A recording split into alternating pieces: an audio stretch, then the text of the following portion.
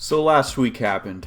We can't avoid that, but we're ready immediately for week 3 because we got to pick up after some of that slack from that poor matchup, scary Gator, all that nonsense.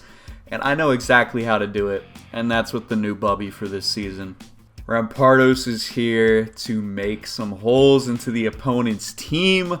We have Choice Band Terra Rock Rampardos with Head Smash, Earthquake, Focus Punch, and Rock Slide.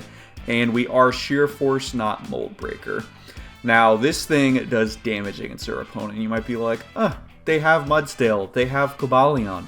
One, defensive Mudsdale, max defensive Mudsdale, gets 2-hit KO'd by Choice Band, Adamant, Terra Rock, Head Smash from Rampardos after it gets the stamina boost. So it does 60 and then 40.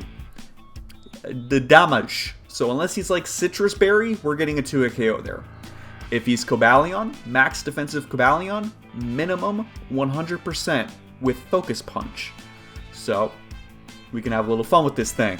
Outside of that, Rampardos does tremendous work against his entire team. We don't even have to lock ourselves into Head Smash in the late game if we're able to have speed control against the entire team, which, to no surprise, I am going to do just that with the amount of paralysis that I can get across the team.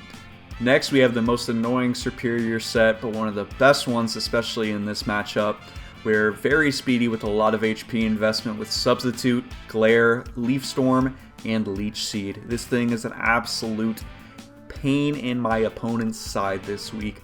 Now, he has a great counter and like Alolan Muck to what Superior can do. However, after some Leech Seeds, getting it, paralyzed and just maybe getting some sub spammed against it for free Leaf Storms, I can beat that 1v1. And then I can proceed to beat the rest of his team, especially if I'm able to check the only thing that naturally outspeeds Superior in Cyclizar. And even then, we also have Substitute to wear down the strong overheats that it might be doing to revenge kill us. So, Superior, looking great in this game. At the very least, we are spamming Glare against his team for Rampardos, which is huge. Just being able to click Head Smash or Rock Slide in the late game, or in the middle game as well, while Leech Seed gets all that nice chip. And this thing is very difficult for him to kill. This is also going to be a primary check to like a fairly offensive Mudsdale, as that is something that I saw quite a few times in my mocks.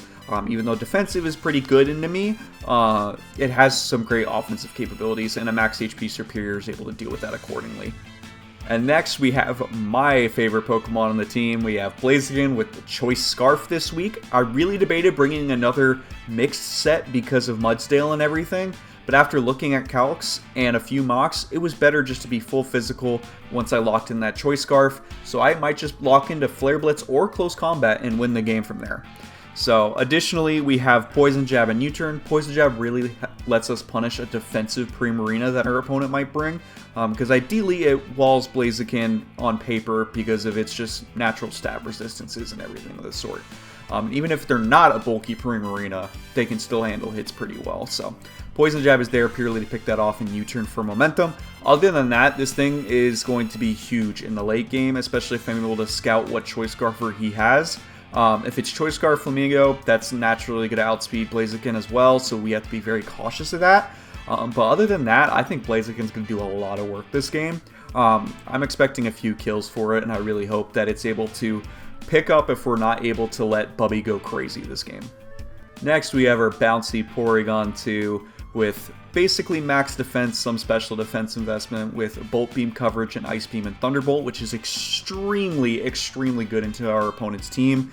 Not only is Bolt Beam coverage is amazing to begin with, but into this matchup specifically, our opponent cannot handle it well at all. So that is really something to capitalize on there. And then we have Recover for longevity and Thunder Wave, once again, for spreading paralysis and really trying to keep that together. Now, I do have Analytic, which Analytic seems a little counterintuitive with this much para spam. However, I'm using the Analytic in the aspect of the early game. Primarily, when you look at his team, he has a lot of Pokemon that naturally have a higher special defense stat than their defensive stat. And he might just want to invest more in special defense anyways on some of those additional Pokemon because of like Hatterene, Superior, things along those sorts that I have on my team. to where if I were to be download, I'm only going to be getting an offensive boost the entire time, which is okay in some scenarios, but not what I want. And then in terms of Trace provided some, decent things I can do this game. I could have copied Stamina, I could have copied Regenerator. Like, those are all really good, but when it came down to it, I really liked the analytic boost when I have my minus speed nature in order to just underspeed a Trevenant and a Primarina. That way I get a boosted Ice Beam or Thunderbolt into them and deal with them 1v1. I faced a few Whirlpool trapping Primarina sets, and I faced a few like Leech Seed Harvest Trevenant sets. With Analytic, we were able to beat both of them because of our Volt Beam coverage. So that is 100% the reason I need to do that, so I do not lose my Porygon 2 too early on. And with the amount of defense investment we have with the Eviolite, we are still able to eat a Choice Band Close Combat from Flamigo at full. And then once we eat that with the Analytic boosted Ice Beam or Thunderbolt, and there's special defense drop from Close Combat, they do die afterwards. So plenty of benefits to having Analytic this game, even though Trace could seem pretty beneficial. I just felt like with the slow but offensive game I'm trying to have at the same time here, that Analytic gave more reward for that. Next, we have a defensive Hatterene with Light Clay. However, we only have Reflect and no Light Screen to pair with it. This is purely because I am much more scared of the physical threats he has on his team rather than the special threats, and I feel I can get a lot more leeway with my team because of that. Dazzling Gleam is very good into his team. His only Fairy Resist is Pyroar. His Poison type is Alolan Muck, and his Steel type is Cobalion. So I really debated an offensive Hatterene going into this initially, but after choosing that I wanted to win the game with either Bobby, Superior, or Blaziken, I just felt like it was best to have more of a supportive Hatterene, and this could do just that. Because we're also bringing the Nuzzle, once again, to control the speed and be very annoying. And then we also have Healing Wish. Now, Healing Wish does a few things for us. One, we can have our 2 additional tanks in Porygon 2 or Altaria, which I'll get to in a second, get fully healthy for me to deal with the likes of a Bandit or maybe Bandit Flamingo or Specs Primarina or something just extremely offensive that's a problem. And my tanks are a little bit weaker already.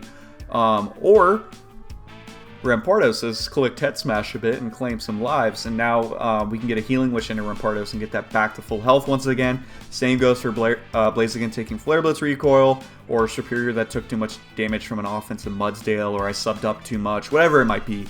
Healing Wish really just lets us have plenty of support for the entire team in different aspects of the game. So it's going to go a long way there, and if I have my Pokemon fully healthy already, I can still click Healing Wish, and it will be saved for when a Pokemon that's weakened comes in later. I don't know the exact percentage. I don't think it's any damage whatsoever, but as long as they're fairly weakened or status, then they'll get the Healing Wish upon entry, not a full health Pokemon. And lastly, we have our newest member to the team, our other Tier 5 and Terra Captain in Altaria. Say hello to Namiswan. We have a very defensive Altaria with a little bit of Spit F once again, similar to Porygon 2, to where we can really not deal with, but just kind of be a little bit more helpful against that Flamingo. I'm really scared of a Choice Band set this week, but the Rocky Helmet will just help us get some little extra chip. And we have that Terra Steel to where they can't really pick up an easy KO with Brave Bird if they really want to. Terra Steel can also let us really annoy the Primarina if they think they pick up a KO with Moonblast. And then we can either potentially get off a Defog for free following that, or get off chip with Brave Bird, which is great. Flying plus Ground is extremely good in the Nate's team, so that's all I really needed there. I debated a Parasong Fire Spin set, but that really only benefited me against Mudsdale. In general, the rest of his team has really good pivoting options to where, like, even if I trap something, they can just still go for like flip turn, U-turn, whatever it might be, and they're no longer stuck in there. So other than that, we have Roost for longevity, and then we also have Defog to get rid of hazards. This is going to be very crucial against Mudsdale and Cobalion or Uxie. All of them are great Stealth Rock setters to be able to remove that, and both offensive Mudsdale and Cobalion really threaten my Magic Bounce Hatterene, so I still wanted a way to naturally remove hazards without relying on that Magic Bounce. Additionally, with Natural Cure, we have just a great check, I should say a natural check, to a Alolan Muk, or even if it has that Poison Touch, Poison Jab nonsense, we are able to immediately switch out after taking that, come back in, and the poison is gone, which is huge. That's just very beneficial for the team already. So I love what Altaria can do specifically in this game. Don't be surprised if this thing comes to more games than you expect, because this has always been one of my favorite mons in low tier format. So once it was dropped, I picked it up as soon as I could, and I'm hoping it does work for the remainder of the season. And that's the team. Let's see if we can bounce back going into week 3 against the New York Noibats.